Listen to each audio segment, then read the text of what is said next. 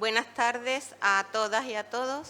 Hoy, después de las muchas complicaciones que hubo para tener estas charlas, porque recordaréis que era del curso pasado y que hubo una alerta amarilla y por eso no pudo venir Desiré, contamos con la presencia de Desiré Redondo Herrero, que no está aquí solo por ser una excelente profesional de la medicina, sino también porque ella con su vida defiende los valores que son valores de este Ateneo, todos aquellos los valores de inclusión, de solidaridad, de lucha por la paz, de activismo en todos los frentes, LGTBI, mujer, inmigración, sanidad pública, educación pública y seguro que me dejo unas cuantas cosas más.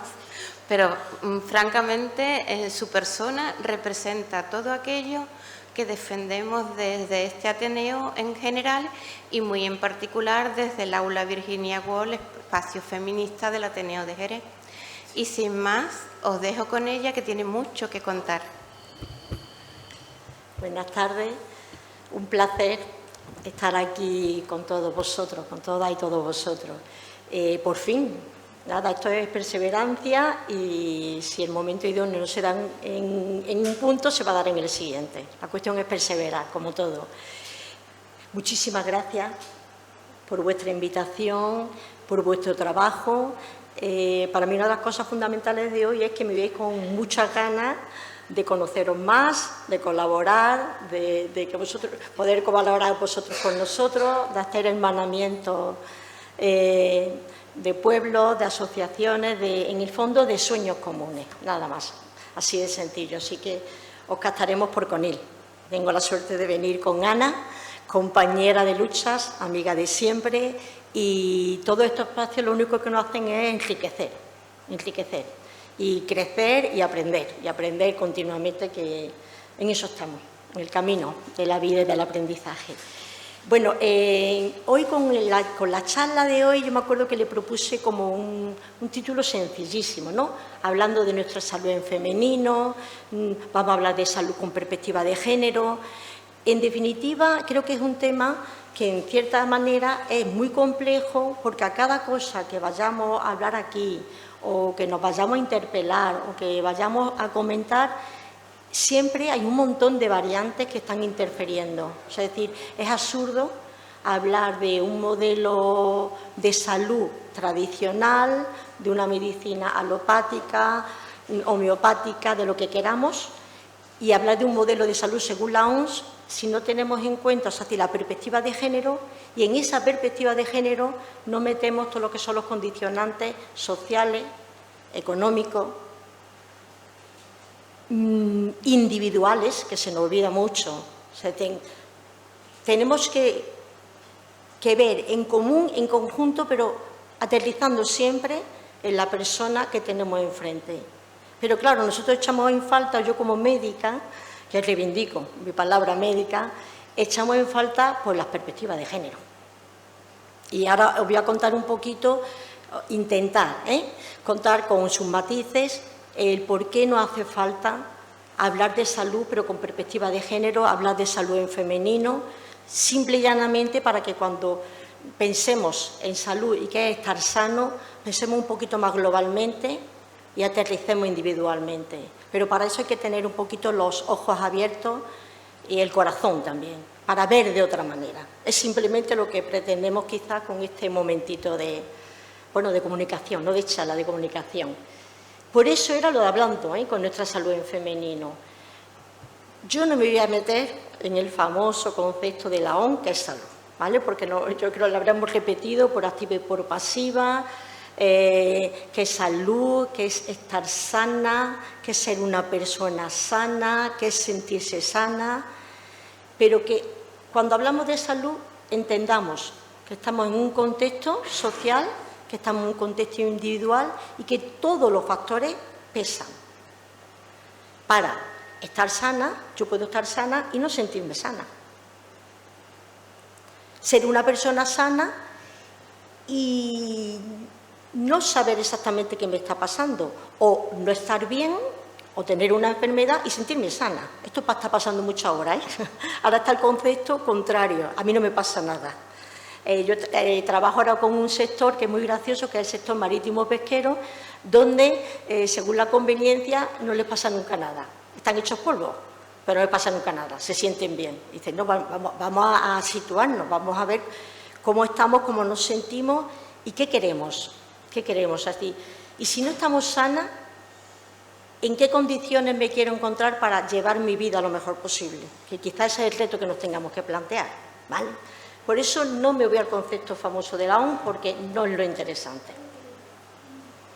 Bien, nos vamos un poquito históricamente y voy con la medicina tradicional alopática, que es la que yo estudié, la que me formé como médica de familia y la que me han inculcado académicamente. Y a lo largo del devenir, y el devenir profesional y sobre todo personal, es cuando amplías tu horizonte y te das cuenta que las cosas no son como te las enseñaron.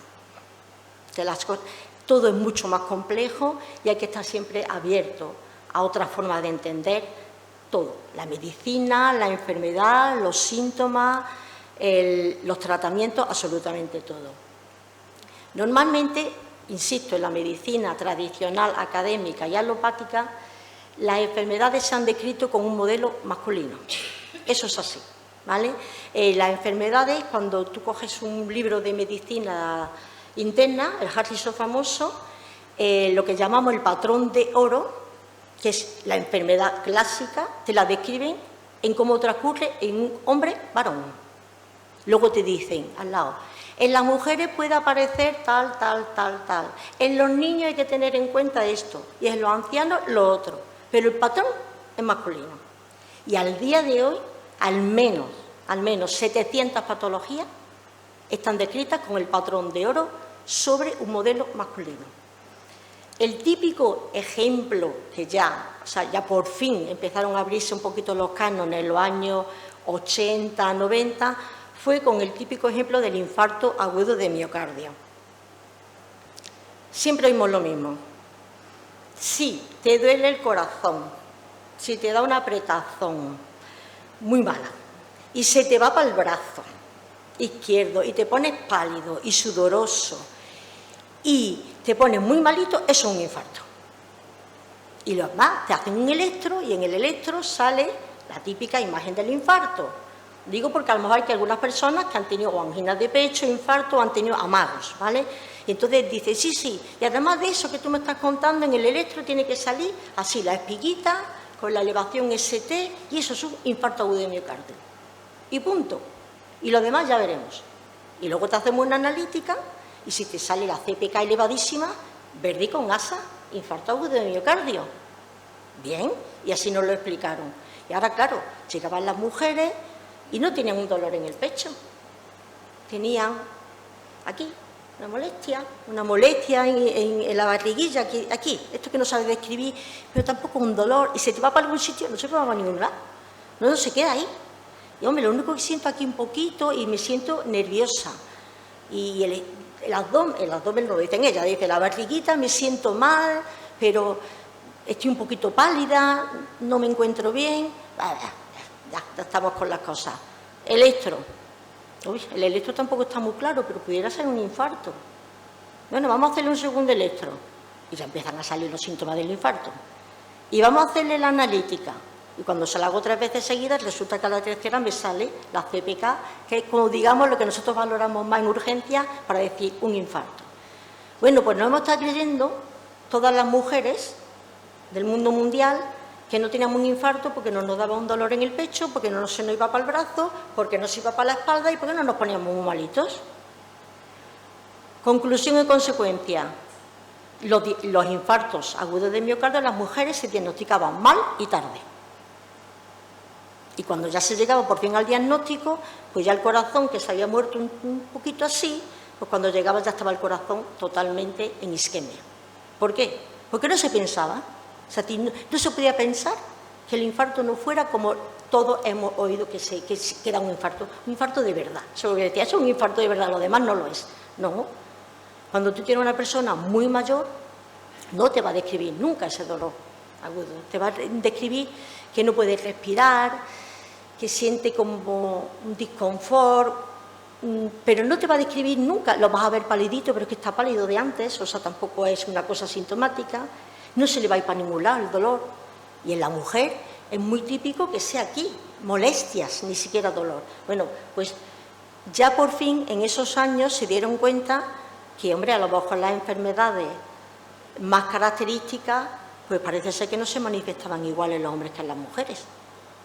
Ya vamos bien, porque ya antes empezamos a pensar y porque ya desde aquel momento y ahora mucho más, cuando entra una persona mayor por urgencia o entra una mujer, le pregunto, pero no por eso, porque me diga que no, no voy a buscar el infarto. Eso ha cambiado radical.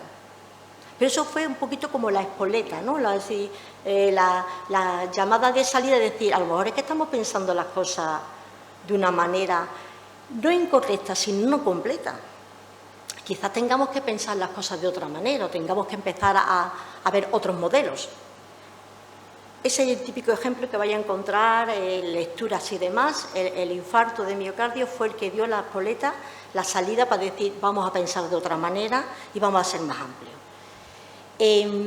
Yo voy a hacer dos cositas más, un poquito de pasada, pero creo que aquí estáis muchas personas que estáis felizmente jubiladas, otras no lo estamos, queremos llegar a ese estado de júbilo, os lo aseguro, y sobre todo tenemos, o sea, que tengamos la edad que tengamos y el estado que tengamos, sí quiero repasar un poquito enfermedades y patologías que, si ahora mismo no suenan o no son propias, seguramente que os han sonado, o bien porque os han tocado, o porque os han tocado compañeras que lo han tenido, y el hecho de ser mujer hace que no se reconociera. Entonces, sí me interesa hablar de patologías de mujer en el ámbito laboral y las que son para incapacidad o no, para que hagamos también nosotros como un repaso biográfico, nuestro, de nuestra familia y de nuestra parte social que nos toca. Y nos sorprenderemos, nos sorprenderemos. Las enfermedades prevalentes, cuando decimos, en las mujeres no son las mismas que en los hombres, ¿vale? Si nos vamos, por ejemplo, a las enfermedades cardiovasculares, ¿vale?, todo lo que sea corazón, circulación y demás, la primera causa de muerte, hoy por hoy, en los hombres, varones, sigue siendo la cardiopatía isquémica, que lo más sencillo es o la angina o el infarto, pero en las mujeres son los ictus. O sea, las mujeres, en la enfermedad cardiovascular, su primera causa de muerte no es el infarto, son los ictus, son los accidentes cerebrovasculares. Hay un montón, no vamos a aterrizar, pero la mujer se muere antes por eso que por un infarto. Por lo cual, aquí tenemos mucha polémica, cuidado con los códigos ictus, están quitando también los protocolos de los ictus, igual que hablaremos después con el cribado de mama. Atención, o sea, tendremos que atender. Hay dos lógicas. Primero, que prácticamente la población somos iguales, independientemente de luego la diversidad de género, pero que estamos un poquito más mujeres que hombres, con lo cual tendrás que atender a las enfermedades que causan más muerte, que son más prevalentes, pero en unos y en otros. Y somos cada vez más mayorcitos y más viejecitos. Esto es una realidad, estamos envejeciendo. No nos engañemos, no nos engañemos. Vamos a analizarlo como población. Estamos mitad, más o menos, y tendremos que atender a las causas y a las enfermedades de las que nos vamos a morir. Dejémonos de dar vueltas y de marear la perdiz.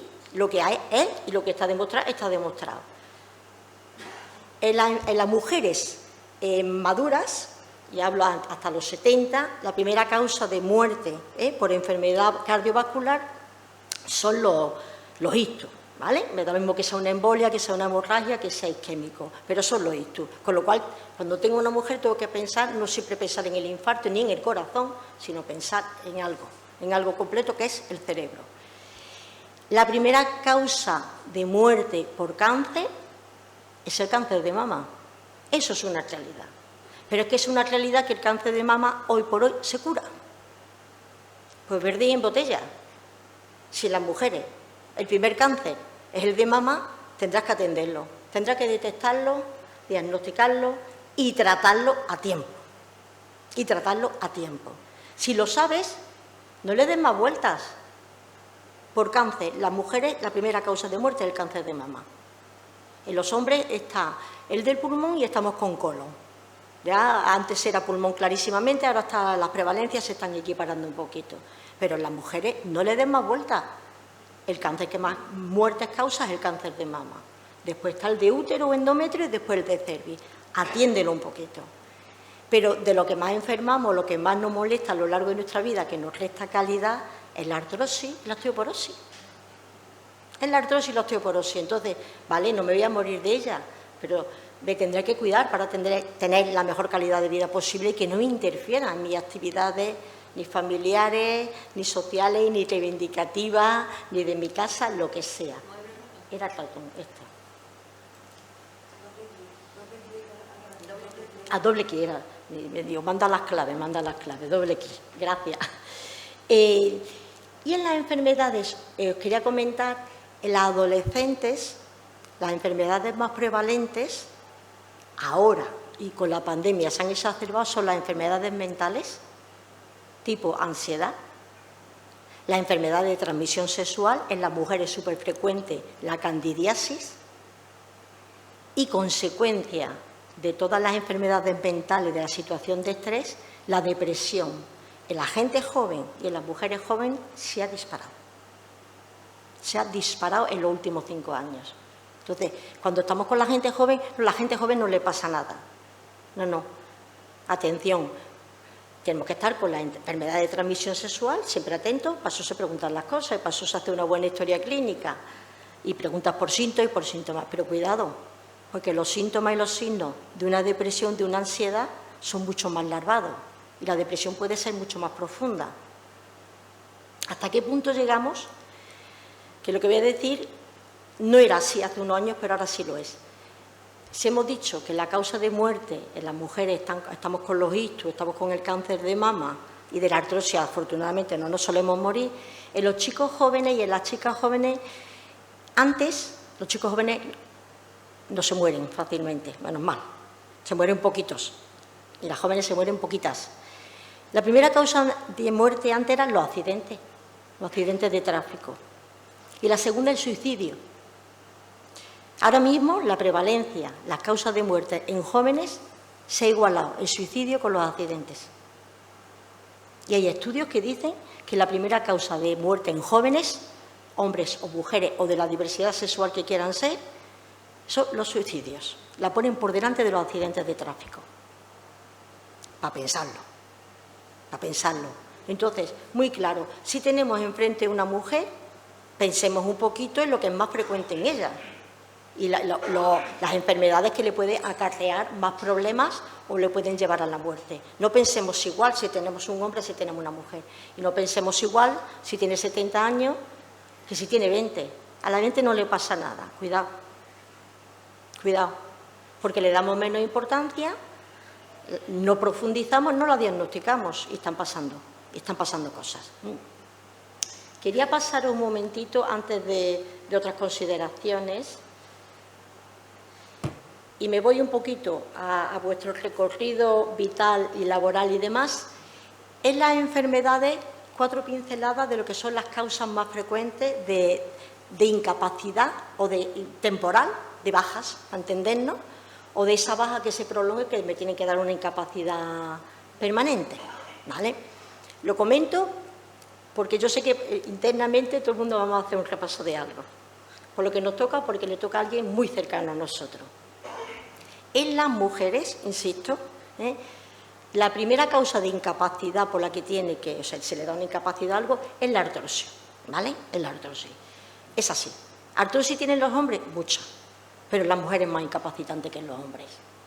Por un montón de cosas que podemos poner, no me voy a ponerlo porque sería solamente hablar de la artrosis y no es el tema.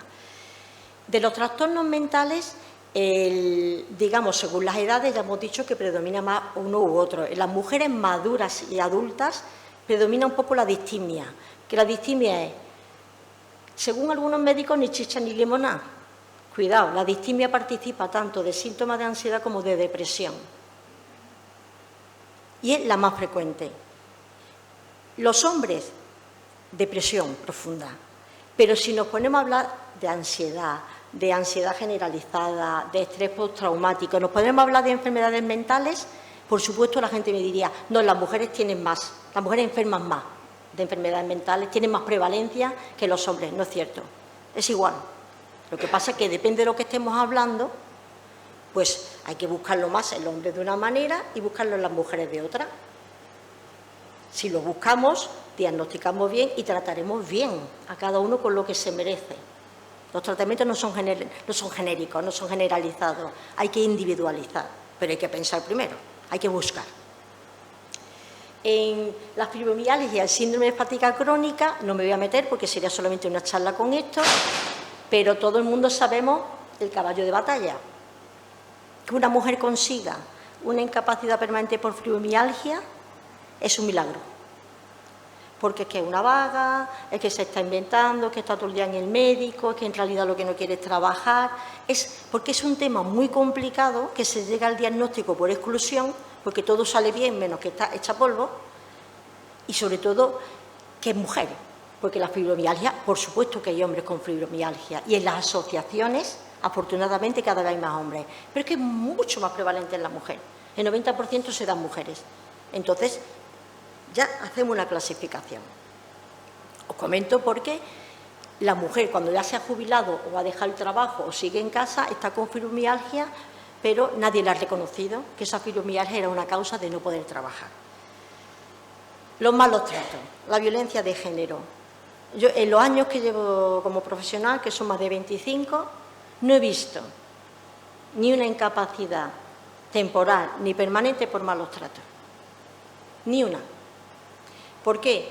Porque se le puede dar una incapacidad que viene con una fractura del hueso de la nariz, muy típica, el bazo lo tiene regularcito, ¿de qué será? Ha tenido un aborto, ¿de qué será? Son cosas así.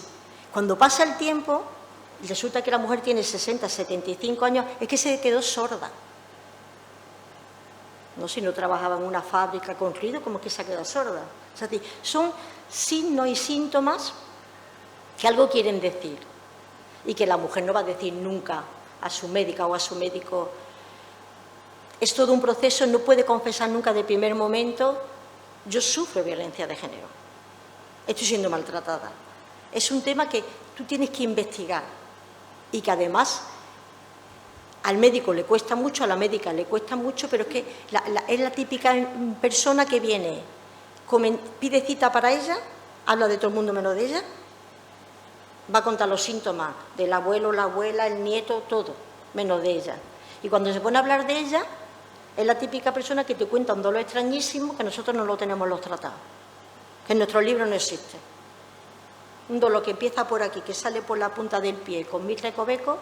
Tú dices, esta patología no existe, este cuadro sintomático no existe. Te está diciendo otra cosa, pero no la puede expresar. Entonces, en vuestro ámbito, por favor, estar atentos a todos esos signos y esos síntomas, y hablando de secuelas, como he dicho, ese aborto no fue por casualidad, no se cayó, la sordera no fue por una exposición laboral, probablemente fue de un golpe y se quedó sorda. Estas cositas, no digo que nos tenga que hacer que sospechar, pero que si miramos de otra manera, probablemente nos acercamos más a la realidad tan compleja de esa persona y de su familia. Porque aquí siempre estamos hablando de la persona y su entorno. No se dan bajas, no se dan incapacidades permanentes, pero sí se dan por secuelas, directas o indirectas. En las personas mayores, como las mujeres normalmente tenemos una vida más larga, la edad media de supervivencia es más larga, bueno, pues las demencias son un poquito más prevalentes que en los hombres. Volvemos a lo mismo, si nos ponemos a hablar de demencia sería larguísimo, pero las tenemos que tener en cuenta. Si una demencia me aparece en una persona con menos de 60 años, tengo que investigar mucho más, porque por el tema de envejecimiento y de otras causas vasculares no me cuadra, con lo cual hay que investigar, pero hay que tenerlas en cuenta. Chicas jóvenes, chicos jóvenes, y aquí la prevalencia de los chicos varones jóvenes está aumentando, anorexia y trastornos de la alimentación. Chicos jóvenes que consultan mucho, chicas jóvenes que consultan mucho, hay que meter los dedos. Hay que meter los dedos. Ser joven significa ausencia de enfermedad, y no ausencia, sino ausencia de conciencia de enfermedad. Una persona joven jamás se va a sentir enferma, jamás le va, salvo que tenga una gripe, que está muy malito y se mete en la cama, está muy malita y se mete en la cama. Pero si consultan mucho, atención, porque nos están expresando muchas cosas y hay que meter los dedos. Hay que saber un poquito reconducir. Hablamos las migrañas, o sea, las migrañas, el síndrome premenstrual, todas estas causas que son, ya está con el dolor de regla, ya está con las jaquecas. La jaqueca tiene malísima fama. Hay jaquecas, migrañas incapacitantes. Es que no te puedes levantar. Es que te tienes que tirar unas horas en tu habitación oscura y que nadie te hable siquiera. Es que es verdad que no es una cosa de mujeres. Es que está descrita y se puede tratar. Pero hay que ponerle su nombre.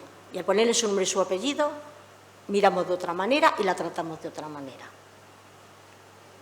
Vamos a ver. En esto de las enfermedades, bien, sí quiero también otras pinceladas mínimas que en la exposición hablo del trabajo externo, del trabajo remunerado, el que cotiza, ¿vale? Hay unos riesgos que son muy típicos feminizados. No se dan por igual en hombres y mujeres, sino que es un tema de feminización.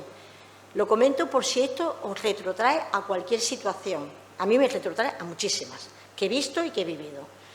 El acoso laboral, hoy por hoy, más del 90%, lo siento muchísimo, se da sobre mujeres. Y en la gran mayoría de los casos, ¿la solución cuál es? Que la mujer se deja el trabajo. No me toma en profundidad. A igualdad de cargo, a igualdad de situación, a igualdad de puestos de trabajo, se da mucho más. ¿Hay hombres acosados? Yo lo he vivido, En tema laboral, he vivido el caso de un hombre acosado. ¿Qué hizo el hombre? Pedí traslado. Tuvo que pedirlo. Porque la persona que lo acosaba, que en este caso era una mujer, tiene un rango superior, dijo, no puedo, me tengo que ir. Pero yo me voy a la parte, si esto pasa, no lo sé, no me atrevo a decir, en un 5%, el 95%, por no decir el 98%, pasa sobre mujeres. Es un tema de mujer. La doble jornada. La doble jornada, afortunadamente, estoy segura que aquí la hacemos muchísima gente.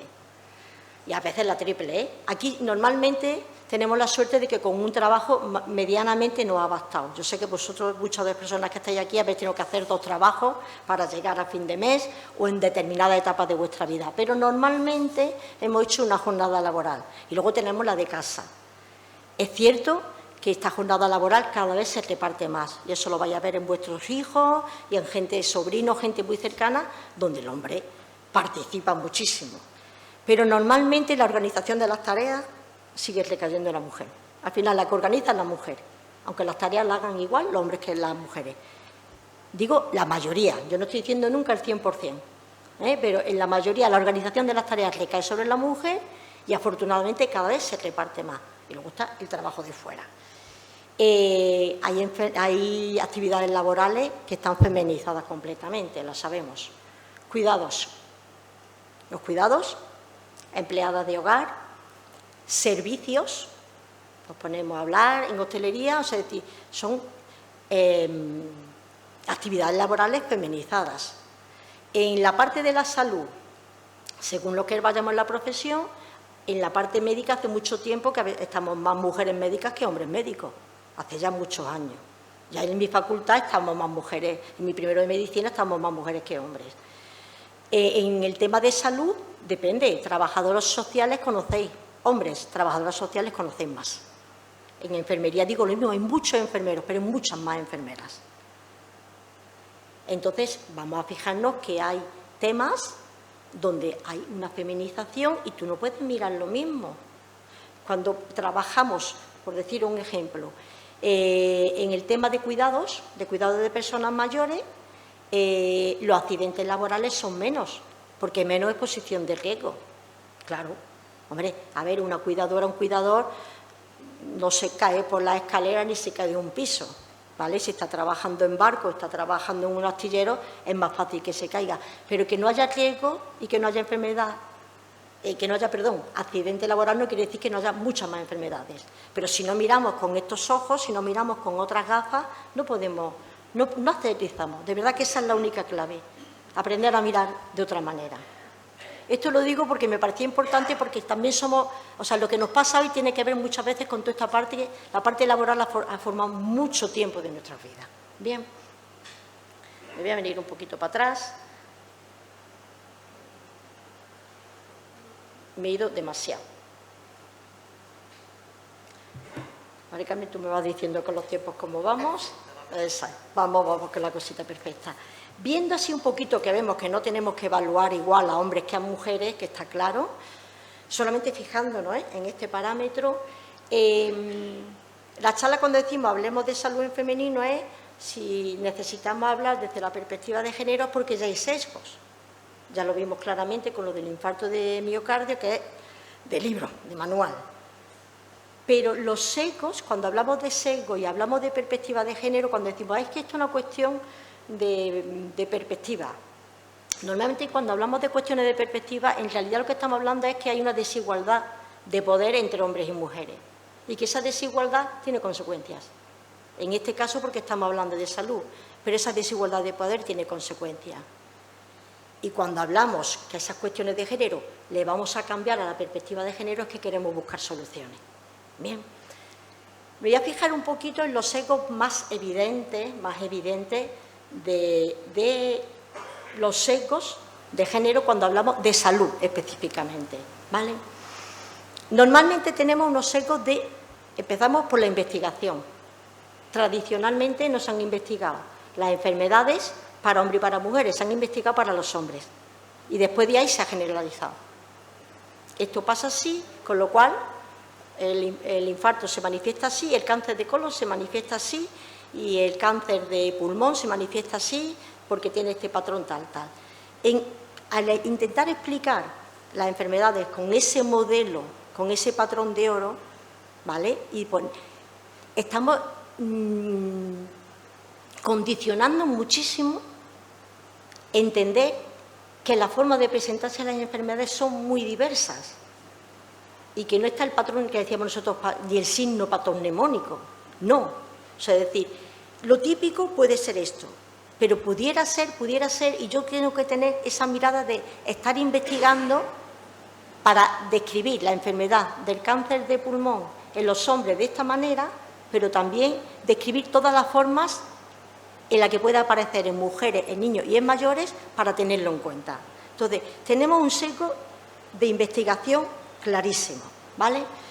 En la investigación se utilizan mucho los ensayos clínicos. Luego voy a contar el caso del flibanserin, ¿vale? Que es muy patológico, diría yo, de lo que es un ensayo clínico. En los ensayos clínicos, curiosamente, aunque se tienen que hacer eso de personas de aquí que estáis en el tema de investigación, se tendrá que hacer con igualdad de hombres y mujeres y demás, a lo largo del ensayo clínico las mujeres abandonan más los ensayos clínicos que los hombres. ¿Vosotros creéis que el ensayo clínico se para? Ya os digo yo que no. El ensayo clínico sigue. Y luego se publican los datos, no estoy diciendo en el 100% de los casos, pero sorprendería la cantidad de cosas que se publican con ensayos que empiezan de una manera y que no terminan como empezaron. Y las publicaciones, y después le aplicas tus conclusiones y tan tranquilo, y aquí no ha pasado nada. Entonces, la investigación aplica un sesgo de género, aplica un sesgo clarísimo de la falta de perspectiva de género. Claro, si ya las patologías están descritas para lo que están descritas, vuelvo al caso antes, que me sirve un poquito como hilo conductor, me llega la señora con malestar aquí y demás, me llega a urgencia, yo la hago esperar porque infarto no es. Porque como no tiene dolor aquí, la hago esperar un poquito. Claro, si la hago esperar un poquito y tardo más en hacerle el electro y tardo más en hacerle las pruebas, pues probablemente la diagnostico muy tarde, como os comenté al principio. Y si la diagnostico tarde, el tratamiento será tarde. Mientras más tarde lleguemos a cualquier conclusión, lógicamente, las secuelas y los tratamientos serán más difíciles. Y eso lo sabemos perfectamente. Tenemos a los investigadores y a las investigadoras que ya de por sí nos sesgan. Tenemos a los que nos van a cuidar de nuestra salud, a atender a la parte asistencial, que nos diagnostican tarde, nos diagnostican mal y después nos tratan peor, con lo cual estamos menos estudiadas, peor diagnosticadas, peor tratadas y si por casualidad Y si por casualidad no sé muy bien lo que tiene, yo la medico. Yo muy bien no sé lo que tiene, pero yo le mando un Lesatín y yo le mando ya algo. Yo la medico. Las chicas jóvenes, vamos a ver, tú antes de mandar algo anticonceptivo tienes que hacer un estudio. Tú no puedes mandar los anticonceptivos como si fueran churros. Tú tienes que saber si hay un antecedente en la familia de cáncer de útero o de cáncer de cuello, si tiene problemas con el sangrado, si la sangre es más liquidita o más espesa, si tiene un problema de hemofilia. Tú tienes que saber esas cosas, tienes que saber su hábito. ¿Fuma, no fuma? ¿Tiene relaciones de riesgo? No, pon. Chica joven, viene con la madre, anticonceptivo. Entonces, curiosamente, si nos ponemos, y hablo sobre todo de atención primaria, que es lo que conozco, si nos ponemos, resulta que a las mujeres se le mandan más medicamentos, pero se la diagnostica menos. Y ante la duda, ansiolítico. Ante la duda, ansiolítico. En las enfermedades mentales, ansiedad. Oye, que esta mujer con ansiedad es que tiene riesgos cardiovasculares. Perdona, que es que es fumadora. Que es que su madre murió de un ictus. Es que su padre tiene un infarto, es que tiene otros hermanos, es que tiene lípidos, la dislipemia familiar. No, eso es ansiedad. No, eso no es ansiedad, eso es lo que a ti te interesa para quitártela del medio. Eso pasa muchísimo. Entonces, cuando quiero salir del apuro, le mando cualquier cosa y no llego ni siquiera a un diagnóstico, con lo cual el tratamiento, como comprenderéis, muy acertado no es. No es. Sesgo en la investigación, en el diagnóstico y en el tratamiento. Dos ejemplos clásicos. Lo señalo aquí, pero voy a señalar aquí, porque ¿dónde estáis ustedes viendo? Esto me dice que funcionaba, no importa. Paradoja en el estudio con el flibanserin. El flibanserin es la Viagra femenina. ¡Qué bien! La Viagra femenina. Ya era hora, ¿no?, que alguien estudiara la Viagra femenina. Perfecto. Hay muchos nombres comerciales, pero bueno, la molécula es esta.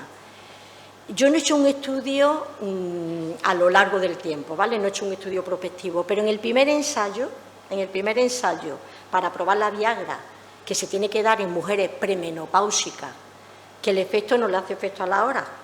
El efecto empieza a la segunda semana y alcanza su cima a la sexta o a la octava, ¿vale? O sea que no es como la Viagra. Pero bueno, como son mujeres, son más pacientes, no pasa nada. La Viagra femenina. Hacen el ensayo clínico y es sorprendente porque en el primero que quisieron publicar algo, lo hacen con 8 hombres y 2 mujeres. ¿Cómo lo estoy contando? Perfecto. Y le dijeron, bueno, vamos a ver, perdona, que es que estamos hablando de las mujeres, que no estamos hablando del hombre. Y dice, no, es que las mujeres la cogen para un ensayo, pero después faltan, porque tienen que ir a recoger al niño a la guardería, porque no ha podido salir del trabajo. Entonces, como no te puedes fiar, no son fiables, podemos coger a los hombres. El primer ensayo clínico se hizo con 8 hombres y 2 mujeres, ¿vale? Ese es el comienzo del estudio de la Viagra femenina, ¿vale? Un ejemplo. Vamos a otra cosa más reciente. Vacuna del COVID, ¿vale? La vacuna del COVID, otro tema que se deja para otra charla, pero la vacuna del COVID. ¿Os acordáis lo que nos decían siempre? ¿A qué tienes que estar atento cuando te pones la vacuna? A la fiebre. O sea, te ponías la vacuna, te tocaba una, te tocaba otra, no te la querías poner, no era obligatoria, perfecto. Bueno, la cuestión es que los estudios de la vacuna, como ya tenemos estos sesgos de investigación, ¿vale?, pues se fijaron muchísimo, un poquito en las dosis. Las dosis tienes que fijarlo por edad y por cuerpo. Las dosis para los niños, para los jóvenes, para los mayores y para los adultos. Como se hace la vacuna y como se hace en todo. O sea, no era ninguna novedad. Y el tema que había que tener siempre mucho cuidado era la fiebre. ¿Os acordáis que nos decían, si te da fiebre tienes que acudir, si te da fiebre de tanto tienes que acudir?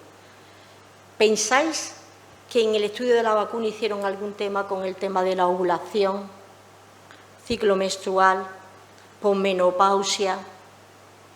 Estas son cuestiones fisiológicas que inciden.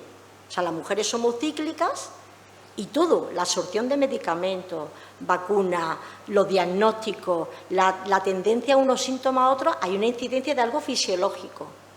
Bueno, pues no hay un estudio serio donde hablara de los efectos y la variación de la vacuna sobre mujeres según sus condiciones fisiológicas. Tal cual. Pero lo importante es la dosis, que me parece muy respetable, y a quién se la pone y que tenga fiebre o no después, ¿vale? Que luego estaba la mala pata de que tenías el COVID y te habías puesto la vacuna, entonces te ponías malísimo. Pues la fiebre te daba ya porque ya no sabía si había sido la vacuna, la COVID o qué nariz había sido eso. Pero nadie, o sea, es decir, ningún estudio serio estaba hablando para nada de decir, perdona, es que depende a la población a la que se le ponga la vacuna, tenemos que tener en cuenta otras variables. Pues en esta estamos. Si de la investigación se derivan las pruebas y se derivan los tratamientos, pues como veréis, esto no es el pez que se muerde la cola, esto es una cadena, una sucesión de hechos donde, cuando llega la hora de la verdad, nos han tratado de otra cosa que no es lo que era. O nos han tratado de 3 problemas, del menos importante y no del clave. En esa estamos. Bien, está claro que ante eso tendremos que ir unos 15 minutitos. Voy bien, porque creo que lo más interesante es la interacción. Si tenemos este problema, o sea, tenemos este seco clarísimamente, y además, lo más importante es que no es, porque esto lo intuimos, todos los que estamos aquí presentes intuimos que hay seco, pero lo más importante es que lo tenemos materializado y lo tenemos estandarizados. No, perdón, hay seco en este paso, en el método científico hay seco, en el método de investigación hay seco, en los diagnósticos a todos los niveles hay seco y en los tratamientos también los hay. Los hay. Si lo tenemos, la solución será buscar esa perspectiva de género, ¿no? Que es un poquito el foco al que queremos llegar. La solución será intentar buscar una equidad, que no una igualdad, en nuestra atención. Porque todos estos sesgos al final condicionan que la atención hacia el hombre y hacia las mujeres sea diferente. El ejemplo más típico, los psicofármacos. Sé que prescriben el doble, y me quedo corta, de psicofármacos en mujeres que en hombres. Al hombre, para darle un antidepresivo, le has dado la vuelta, le ha hecho 400 entrevistas clínicas, 400 entrevistas psicoclínicas, que es lo que hay que hacer, hasta decidir, y hasta pactar el tratamiento. Inciso, pactar el tratamiento con vuestros médicos, con vuestras médicas. Porque la que se lo va a tomar y la que se lo vaya a tomar pues sois vosotros. La que os voy a tomar el tratamiento soy yo, y yo tendré que pactar un poquito. O sea, es decir, es una cuestión, la salud se busca y se pacta. Pactar no es llevarle la contraria, pactar es que me explique bien qué voy a tomar, por qué lo tomo, cómo puedo investigar más, cuándo me va a hacer efecto, qué tengo que estar atenta y qué efectos secundarios y cuánto tiempo lo voy a tener. Entonces, en ese inciso, por favor, pactar siempre. No es poner en tela de juicio, es llegar a una negociación. Salimos ganando todos, os lo puedo asegurar. Salimos ganando todos, sobre todo porque sé por qué estoy tomando las cosas y cumplo el tratamiento. Y cuando quiera o vea que no es necesario, o que sobre todo con los psicofármacos, o con pues podré negociar cómo dejarlo, y para la tensión me vaya a perdonar, y para la diabetes, pues tenemos nosotros para convenceros, que lo siento mucho, que podremos ajustar las dosis, pero probablemente no lo podremos retirar, ¿vale? Pero esas cosas hay que tenerlas. Entonces, pasemos a ver de esta manera para intentar llegar a una igualdad, acabo yo de utilizar mal la palabra, para llegar a intentar a una equidad, de tal manera que sea como sea, al final, hombres y mujeres tengamos las mismas posibilidades de acceder a los servicios, de que nuestros médicos y nuestros centros de salud sean accesibles, nuestros hospitales también, me remito a las situaciones que estamos viviendo, pero por igual, sea un hombre o sea una mujer, tenga las mismas oportunidades y, por tanto, tenga las mismas oportunidades de estar más saludable y tener un tratamiento. ¿Vale? Esa igualdad la necesitamos, o sea, la necesitamos porque, aunque es cierto que las mujeres supervivimos más, tenemos más vida, no quiere decir que tengamos más calidad de vida. Y lo que no podemos admitir al día de hoy, ¿vale?, que aunque vivamos unos poquitos más años, pues suframos más, tengamos tratamientos tardíos porque no se nos miró lo que no se tenía que mirar, en realidad tengamos peor calidad de vida y, por ende, nuestro entorno. Todos sabemos que una persona enferma, la que sea en una familia, en cierta manera también condiciona ese entorno familiar, ese entorno laboral. Entonces, bueno, pongamos los medios para que tengamos por lo menos las mismas posibilidades. Vamos a dejarlo ahí, las mismas posibilidades. Y me podéis decir, muy bien, pero ¿eso cómo se consigue? Está muy bien, eso está muy bien, toda la teoría está muy bien, pero ¿dónde ponemos? Pues vamos a lo mismo. Si diagnosticamos dónde están los errores que se han venido repitiendo continuamente, los fallos sistemáticos repetidos, pues analizando podríamos llegar también un poquito a esas posibles soluciones. Y es lo mismo, o sea, donde tengo un seco, vamos a buscar una solución. No las tengo aquí tantas, pero prefiero decirlas así un poquito. Por lo pronto, en la investigación, estudio con perspectiva de género, tan sencillo como eso. Y desde ya, estudio con perspectiva de diversidad sexual. Yo cuando he tenido personas trans en mi consulta, o homosexuales, tengo que entender la persona trans, cómo me va a describir ciertas enfermedades del área psicoafectiva o del área genital, no tiene nada que ver con cómo lo va a describir una mujer. No puedo establecer los estándares de una mujer a una persona trans. Y de una persona homosexual tengo que entender unas ciertas condiciones por tema, os lo digo, el típico tema que fue del SIDA, de enfermedades de transmisión sexual, de enfermedades psicoafectivas. Depende de tu modo de vida, de tu modelo de vida y cómo entiendas tú. Y cómo sientas tú tus síntomas y a qué le das atención y a qué no le das atención. Entonces, no solo introducir la perspectiva de género, sino mucho más diverso. Empezar a introducir la perspectiva de la diversidad sexual y de la diversidad de género. Que yo eso os prometo que estuve en un taller muy simpático de unos compañeros del LGBTI y tuve que hacer fotos a las diapositivas. Digo, yo tengo que estudiar, yo me pierdo, o sea, no sé, tengo que estudiar. Para mí es un reto, porque si no conozco, ¿cómo voy a estar atenta? Entonces, vamos, señores de la investigación, señores de los laboratorios y de la investigación estatal, la pública, pónganse las pilas y empiecen a estudiar de otra manera. Profesionales de la salud, en las carreras en las universidades os puedo prometer que no nos enseñaron la perspectiva de género. El tocho era esclerosis múltiple, diabetes. En las mujeres posmenopáusicas pudiera que no sé qué, no sé cuánto, en los ancianos atiendan ustedes a... Pero el tocho era el patrón oro descrito para los hombres. No se ha enseñado. Introducir ahora la perspectiva de género es fundamental en las carreras de auxiliares, hablo de la sanidad, de enfermería y de medicina. Es otro talón de Aquiles. Hay profesores y profesoras que están muy concienciados, pero luego se encuentran con la institución. Pero eso es una tarea que ya se está iniciando y que se tiene que desarrollar. Ya no es una tarea pendiente, ya es una tarea a desarrollar, sí o sí. Tenemos los estudios, estudien de otra manera, estudien con una mirada más amplia, tenemos los profesionales, ya nos vamos a los políticos. Me da lo mismo que estemos hablando de nivel local, que estemos hablando de un consejo, que estemos hablando de nivel provincial, estatal, autonómico. Hagan programas con perspectiva de género, hagan programas amplios, estudien su población, busquen nuevos indicadores de salud. Ya no me valen los indicadores de salud de fumador, no fumador. Fumador hombre o fumador mujer. No es lo mismo. No es lo mismo el tabaquismo en un hombre que en una mujer.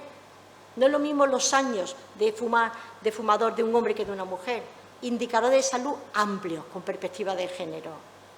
Cribados. Supongo que saldrá ahora, tema de cribados. No pierdas el tiempo y cuando te pongas a hacer un cribado, hazlo bien y hasta el final.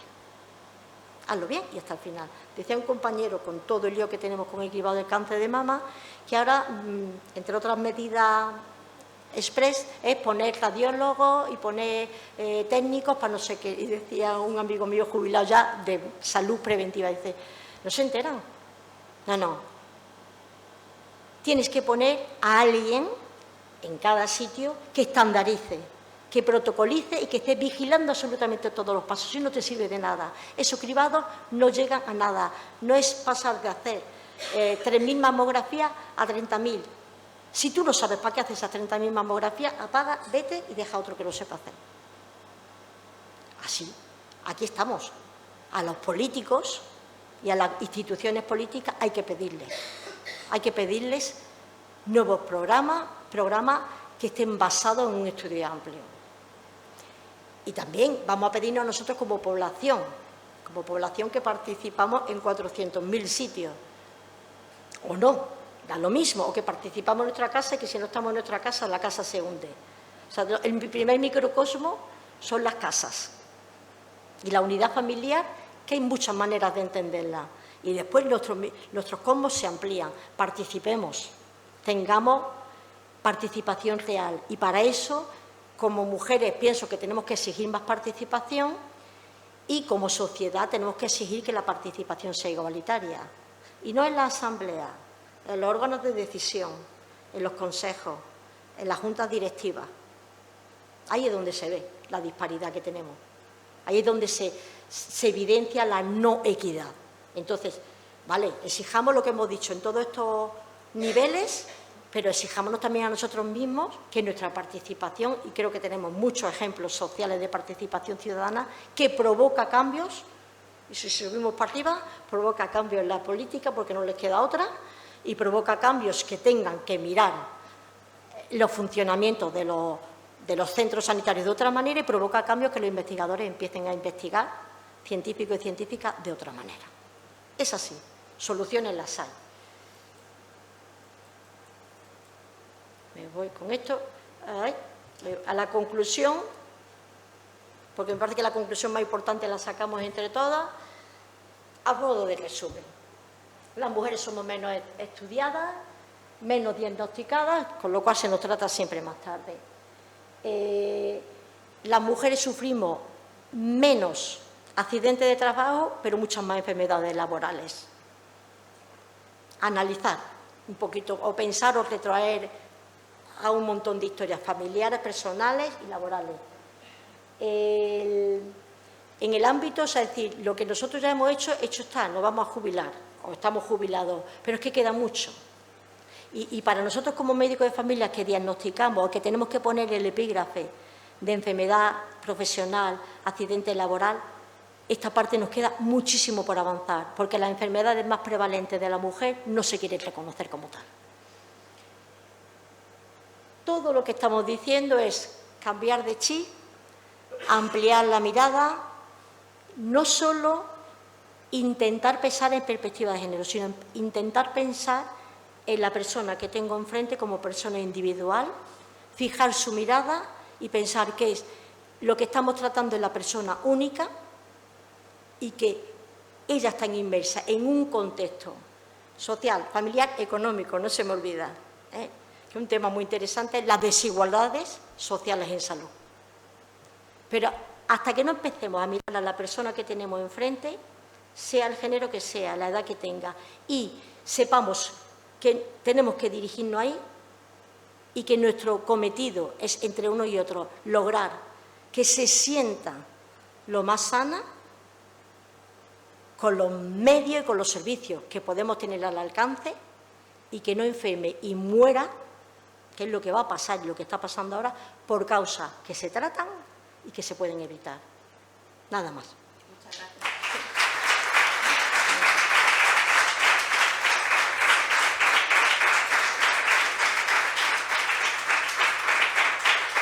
Lo más interesante empieza ahora. Sí, yo tengo una pregunta ya para ti. Van a traer el micro, pero mientras tanto, ¿hay una también diferencia entre la adhesión de las mujeres al tratamiento y los hombres?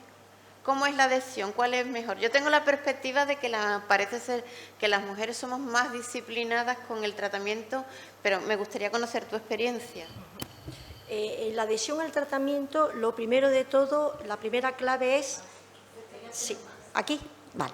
La primera clave es aceptar la enfermedad que tengo. Eso es clave. Aceptar la enfermedad que tengo.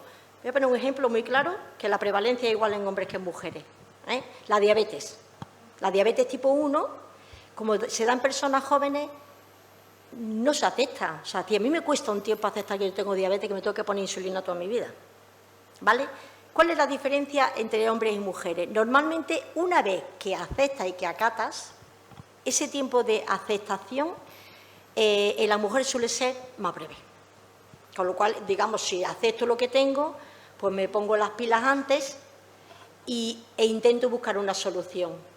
Y puedo depositar un poquito más confianza en el sanitario que me va a proponer una solución. En este caso, médica, ¿eh? Entender que yo entiendo que el tema de salud es muy amplio, pero me tengo que centrar en algo.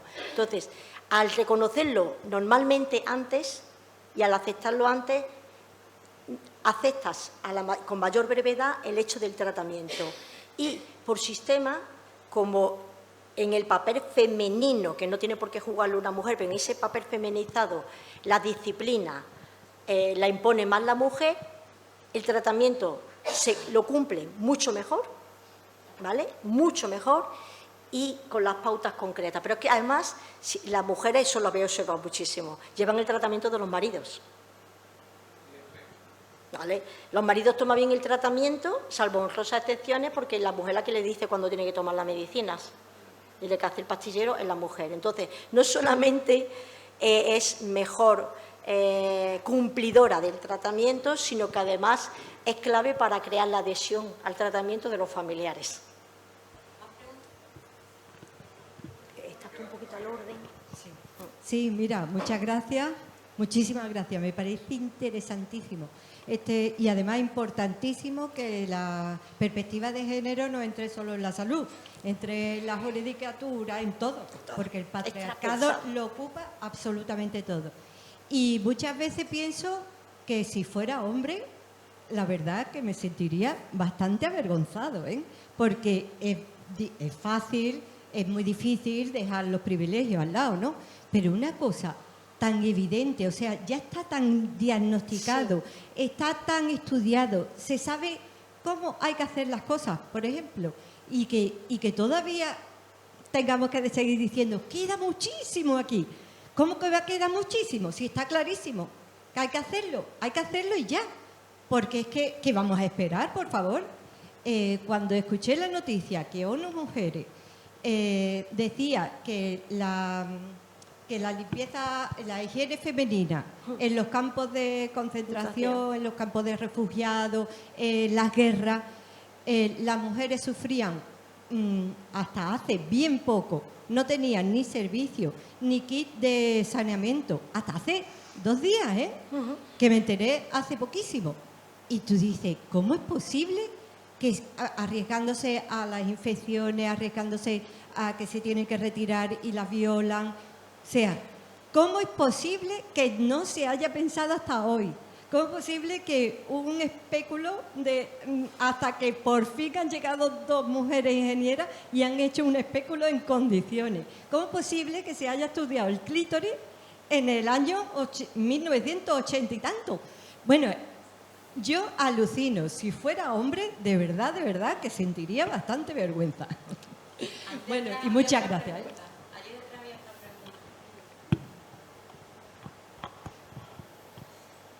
Muchas gracias por la charla, muy interesante y ha sido muy enriquecedora. Mire, yo te quería preguntar sobre una enfermedad que es la endometriosis, que yo la he padecido y estoy operada, y mi hija la mayor también, y lo máximo que nos daban el dolor es muy incapacitante, muchísimo, y lo máximo que nos daban para el dolor era paracetamol o ibuprofeno, con lo cual no nos lo quitaba. Y yo estoy segura que no se ha investigado más sobre esta enfermedad, que la padecemos 1 de cada 10 mujeres, porque somos mujeres, porque no somos hombres. Estoy convencida.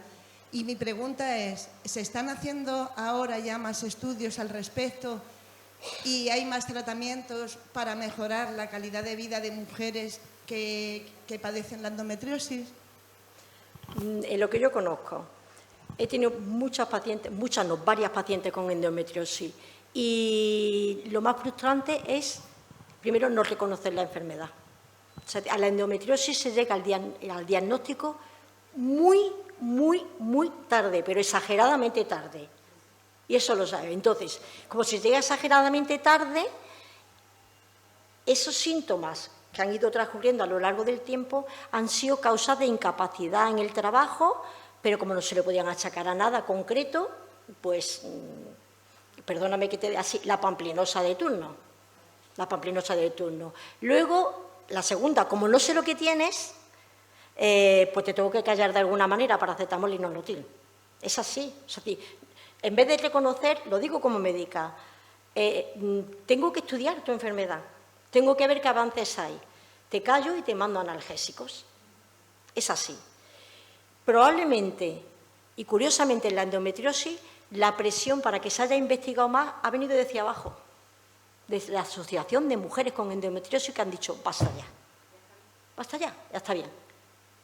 Curiosamente, no ha sido porque creáis que hay muchas investigadores y ginecólogas que curiosamente a veces en el trato son mucho más agresivas que los hombres, que se hayan interesado, sino que había una presión desde abajo de decir, bueno, perdonad, alguien nos tiene que estudiar aquí.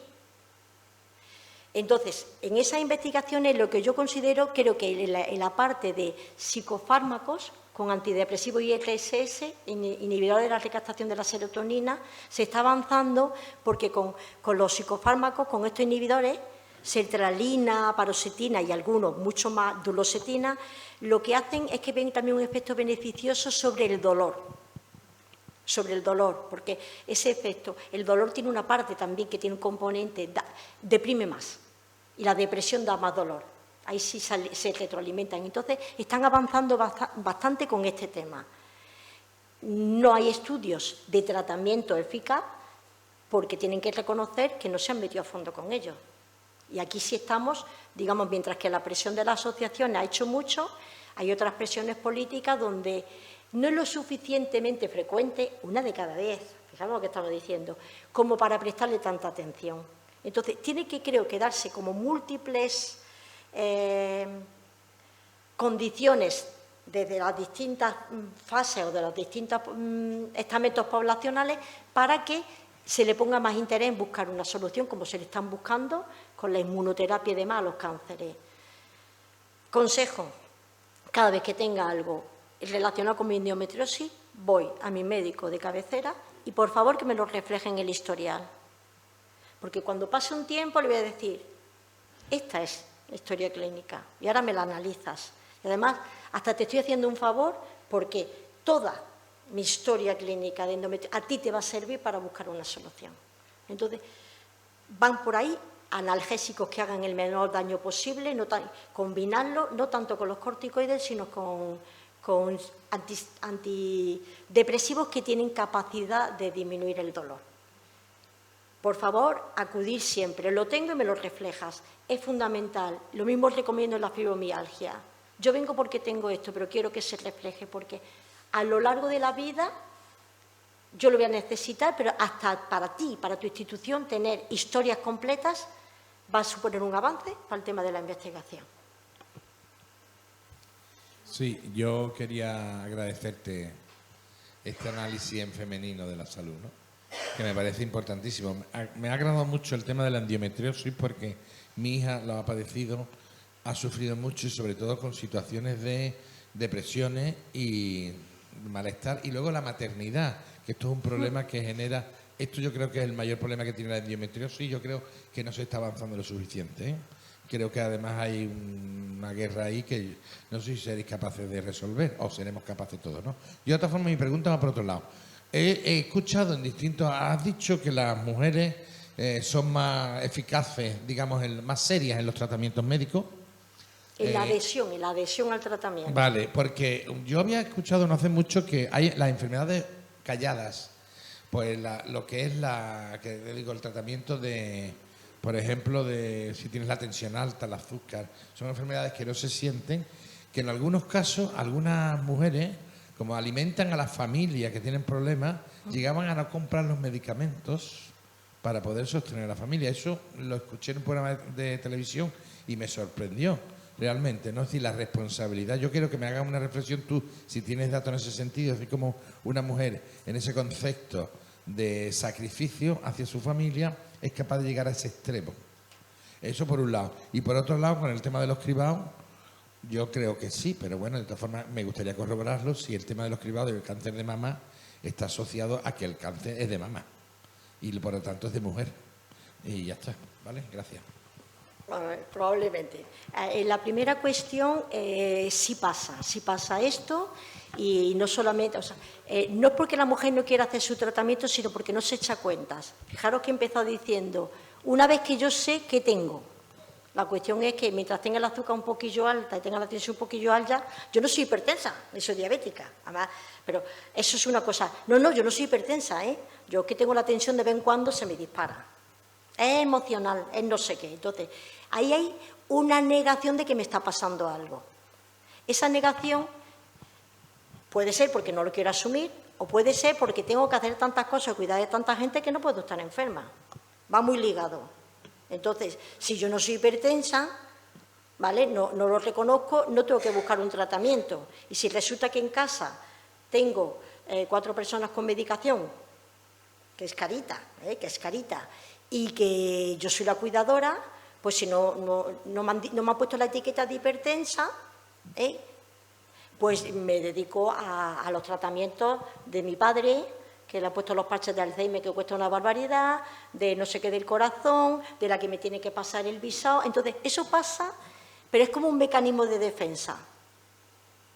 No estoy enferma y si lo estoy, no estoy tanto, porque tengo que tirar de los demás. Entonces, eso pasa. Y pasa también cada vez más donde hay que decidir qué tratamientos se compran, qué tratamientos no se compran y si se compra tratamiento, se come.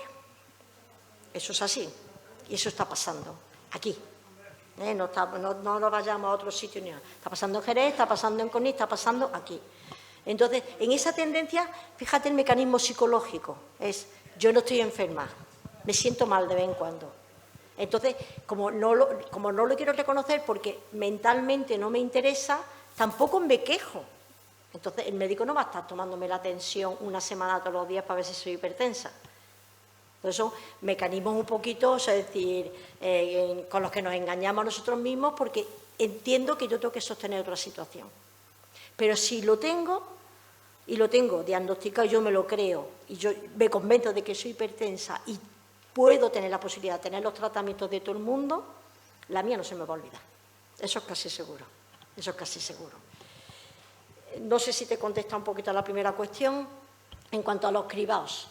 Los cribados, primero, el cribado de cáncer de mama se impusieron hace mucho tiempo, no es, por supuesto, acordáis a las mamografías, si os acordáis, antes se hacían cada 2 años, nosotros jamás le hacemos una mamografía y no se debe nunca hacer a una mujer menos de 40 años, salvo que hubiese muchos antecedentes. Los criterios para hacer la mamografía no han sido siempre iguales, han cambiado un poquito a lo largo de los años, ¿vale? Después se llegó a la conclusión de que si una mujer tenía un alto riesgo de cáncer, había que hacerle una primera mamografía. Antes no se hacía. Ese cribado no se afina tanto porque es un cáncer de mujer, seguro. Pero además es de los cánceres más agradecidos. Es que se cura. Es que hoy podemos decir que el cáncer de mama, salvo de una malignidad malísima, o sea, altísima, que ya debuta con metástasis, la mayoría de cáncer maligno de mama, diagnosticados a tiempo, se pueden curar. Si es que te trae cuenta, si es que es rentable. Eso por un lado es por el hecho de ser mujer, por el hecho de que es muy frecuente, por el hecho de que hay tratamientos que, por supuesto, se están descubriendo que son más efectivos, pero son caritos, y por el hecho, no nos engañemos, de la privatización de la sanidad pública. Es que eso es clave. O sea, este fallo que está viendo y que se va a destapar ahora en Valencia, en no sé qué, no sé cuánto, ya vaya a ver por comunidades cómo se va destapando, tiene que ver con unos cribados mal hechos, no informados y, como te decía yo, protocolizados por alguien externo que lo esté vigilando, y tiene que ver con una privatización, por mucho que niegue que no ha derivado mamografía a la privada, de la sanidad pública. Entonces, el meollo del escándalo, el más visible, no es que sean mujeres, es que están privatizando descaradamente la sanidad pública. Y esa privatización impide que los protocolos públicos los lleven centros públicos, estén investigados por centros públicos y los informen personas públicas. Sí. Muchas gracias y ha sido bastante interesante, la verdad, y como hombre, pues bueno, ciertamente pues nos lo tenemos que hacer ver, ¿vale?, por todo lo que implica en lo que ha sido el desarrollo de la sociedad que es creada por nosotros los hombres, ¿no? Vale. En sus conclusiones pone que las mujeres sufren más enfermedades laborales que accidentes de trabajo. Por mi experiencia, que han sido 40 años trabajando en una mutua, pues resulta que de forma penosa he visto como las mujeres que han venido a la mutua, por resulta de esos trabajos feminizados, pues se la han tratado como enfermedades comunes y no como enfermedades incluso laborales. Efectivamente. Es decir, ¿por qué? Porque incluso como no está en el cuadro de enfermedades profesionales, pues no se han considerado que esas son enfermedades laborales, sino enfermedades comunes. Con todo lo además, con todas las repercusiones que tienen para estas mujeres el tema de una enfermedad laboral y no ser reconocida. ¿Cuál es tu percepción en ese tema y después cuando la atendéis en atención primaria a estas mujeres que vienen derivadas de la mutua como enfermedad común, diciéndole que le tenéis que dar la baja como enfermedad común porque no se reconoce ni accidente ni tampoco como enfermedad profesional? Te comento. Voy a decirte 3 cositas, porque creo que es importante. No quería meter mucha información en la ponencia, pero tenemos el accidente laboral, es evidente. O sea, hay un accidente laboral, se ha caído, se ha roto una pierna, se le han ido los dedos. Accidentes laborales, en todo tipo de cuestión o de situaciones, es mucho más frecuente en los hombres que en las mujeres, porque hay más exposición de riesgo. La enfermedad profesional, que están descritas en el manual de la prevención de riesgos laborales, como son más larvadas y curiosamente son más prevalentes las mujeres que los hombres, pues cuesta la misma vida. Nuestra cuestión es, cuando la mutua nos la deriva y dice una enfermedad común. Si tú a esta paciente no la tienes bien estudiada, no tienes, te viene de rebote, te viene de urgencia y demás, pues enfermedad común. Si tú sabes perfectamente que esa enfermedad, el típico, el túnel carpiano, ¿vale?, el Raynaud, el de los deditos, viene consecuencia el hombro congelado, atención, si tú estás todo el día así, o estás todo el día con algo manual, vas a tener calcificación de hombro. Hay cosas que nosotros decimos, cuidado, te la doy como enfermedad común. Y hay otros casos, en mi caso hay casos, hemos peleado casos, y le he dicho, te la voy a dar porque no te puedes quedar. O sea, tú no puedes dejar a una persona que no puede trabajar en la estacada, pero la vamos a pelear. Eso es, lo sabes bien, un drama. Conseguir que una enfermedad que es claramente profesional, en relación con la actividad laboral, se pase de enfermedad común a enfermedad profesional, es una odisea. Pero hay casos que hay que lucharlos. Y ahora, como se da el caso en estas nuevas políticas sanitarias andaluzas, que quieren derivar, sea enfermedad común, sea enfermedad profesional, todo a las mutuas, pues ahí está claro. Es eso. El trasfondo de todo este tema es el económico. No está lo mismo, una incapacidad transitoria o permanente por enfermedad común no es lo mismo que por enfermedad profesional. Ese es el tema, el económico. Entonces, cuesta muchísimo y a veces en la premura de las consultas, pues enfermedad común, ya se le dará el alta cuando sea. Pero hay casos donde si hay una buena relación médico-paciente y tú estás convencida, indicar los casos para que la pelee y se le declare enfermedad profesional. Yo, por abundar en eso, hay una cuestión importantísima que ha citado los trabajos feminizados, que es el de los cuidados. El trabajo de los cuidados a personas mayores está en manos de mujeres migrantes esclavizadas. Lo digo así de claro. Así de claro. Esclavizadas. Con lo cual, todo accidente dentro del hogar de una persona que no tiene regularizada su situación, en muchos de los casos, o si la tiene, tampoco le dan de alta, pues eso queda escondido. Queda escondido y trabajará hasta que pueda o se tendrá que ir a otro trabajo. Si pasa en los accidentes domésticos, no te quiero ni contar, las típicas cuidadoras que ya no pueden mover las manos. A ver, que la artrosis no es porque tenga, 60 años, que las manos no se quedan así con 60 años, es porque ha estado desde los 14 años trabajando por supuesto en España sin seguro y sin seguridad social, sin ningún tipo de papel ni de regulación, y nadie le va a decir que esas manitas así le ampara una ley y le ampara una baja. Nadie. No sirve que venga tu hija o que venga tu prima, es así de duro. En todo este tema, a mí siempre hay algo, hemos dicho, la perspectiva de género, por supuesto, es transversal, pero el tema de la inequidad social, que tiene que ver con el tema económico, que tiene que ver con dónde nacemos o dónde vivimos, que tiene que ver de qué raza somos. Ya es lo peor, mujer racializada, mujer y encima racializada. Ya. Y esos componentes los tenemos que tener en cuenta porque esos están ahí presentes siempre, siempre. Y condicionan nuestro estado de salud y nuestras posibilidades de llegar a un mejor estado de salud. Sin duda, ese tema es la inequidad en salud, es tremendo.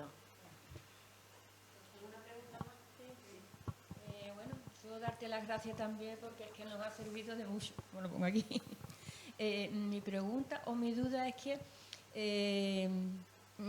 como dicen que las mujeres tardan más en diagnosticarse y demás, pero por otra parte de que están más medicamentadas que los hombres, ¿cómo me puedes explicar? Me he perdido un poco, no sí, lo sí, entiendo. dice, esto es una paradoja, no sé si se tardan más en diagnosticar porque toman más medicamentos. En el tema de psicofármacos y de analgésicos antiinflamatorios, o sea, paracetamol, nolotil, ibuprofeno, naproxeno, antangil, lesatin, diazepam, valium, tranquimacin, ¿vale? Las mujeres están hipermedicalizadas. Yo digo, eso es una paradoja si se diagnostican tarde. ¿Por qué? Porque ni siquiera hay un diagnóstico.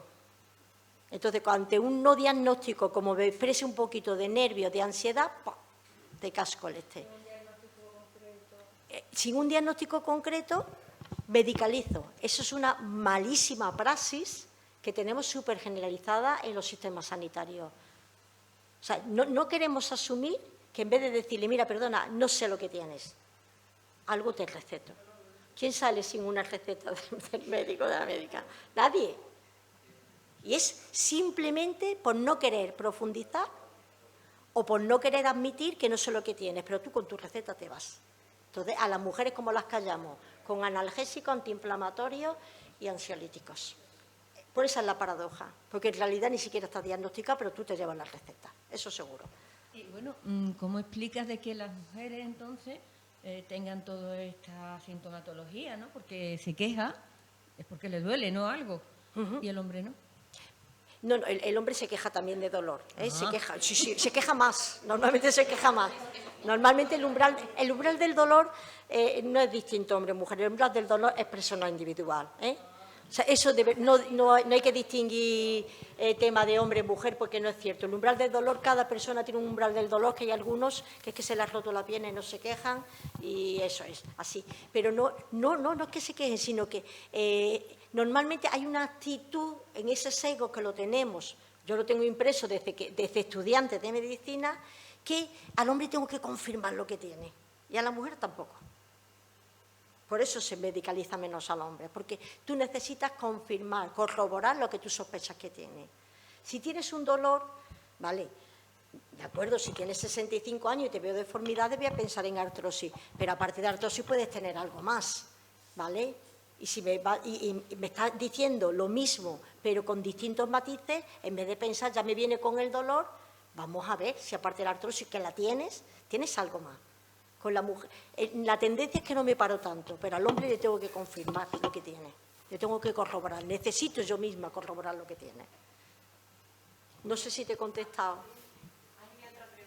Sí, mi pregunta es, usted habla de hablar con el paciente, de analizarlo para profundizar en lo que es la enfermedad, pero hoy en día con el tiempo de las consultas es que muchas veces los médicos te despachan, que no estás hablando, contando algo para decir lo que te pasa y ya te están recetando para alargarte. Creo que también sería una cosa a modificar, que haya un poquito más de tiempo para hablar con el paciente.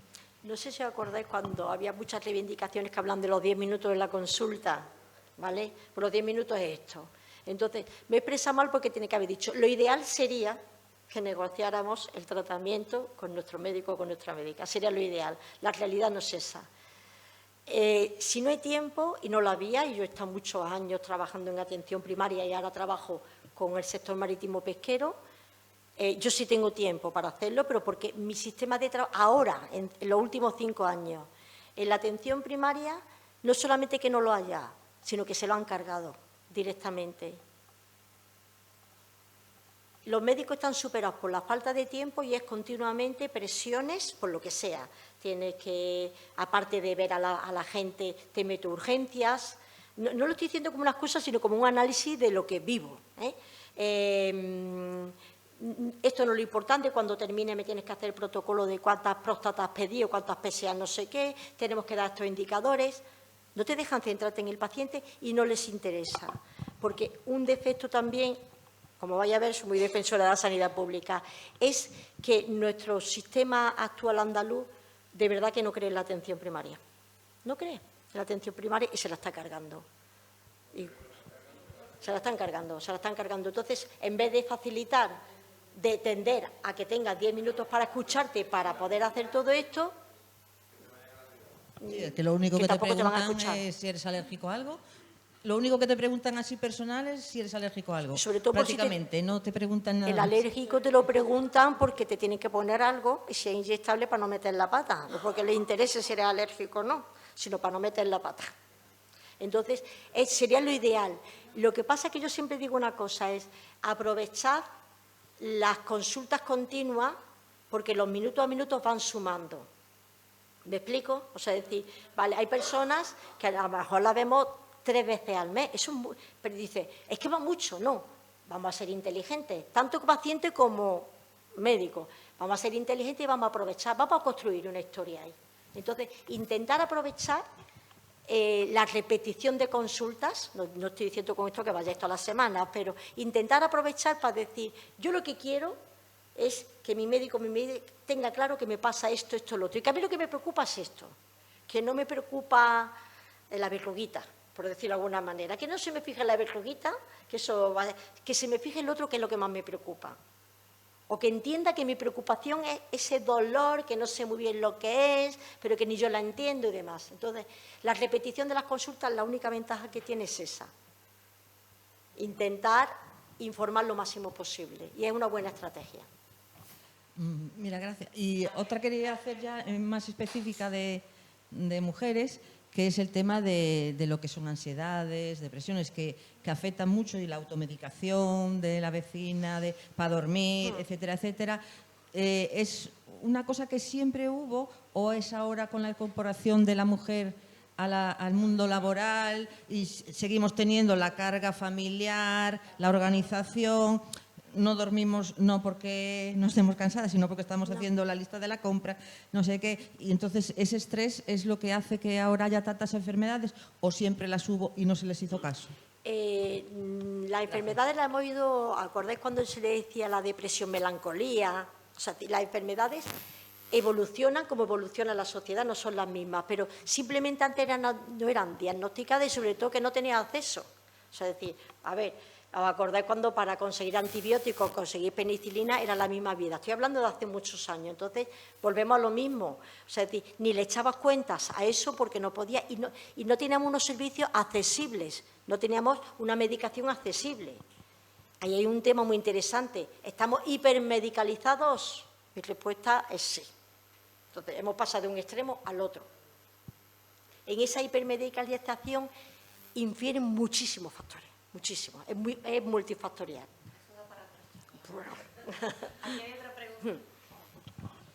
Hola, Desiree, yo quiero felicitarte por esta maravillosa conferencia que nos diste. Cuando llegué aquí yo pensé, bueno, pues nos va a hablar de la salud de la mujer, evidentemente, hablaste de la salud de la mujer, pero hablaste de una auténtica revolución, que es el sesgo de género. Mientras no se haga un sesgo de género en la investigación, tú como médica puedes ser Santa Genoveva de Brabante, pero no vas a hacer lo tuyo, pero estarás incumpliendo, o incumpliendo tú no, pero los parámetros por los que rigen nuestra salud estarán incompletos porque no serán reales. Serás tú que por tu interés llegarás a eso. Entonces lo que planteas es una revolución, es que las mujeres tienen que tener acceso a una serie de cosas y el sesgo de género, que puede parecer que digas, bueno, mira, aquí en el aula Virginia Woolf, espacio feminista, estamos aquí con el sesgo de género. Es que el sesgo de género es todo.